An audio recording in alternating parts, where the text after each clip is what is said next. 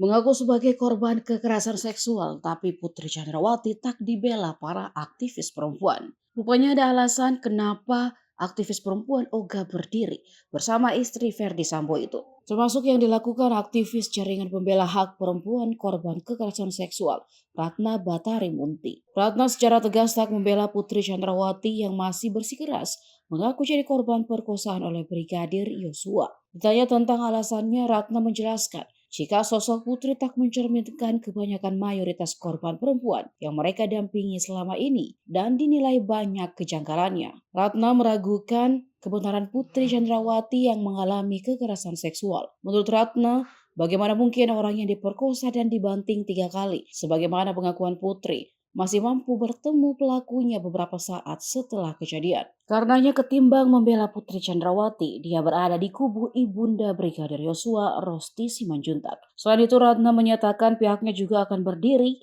untuk istri puluhan anggota Polri yang suaminya menjadi korban skenario bohong mantan Kadif Propam Verdi Sambo.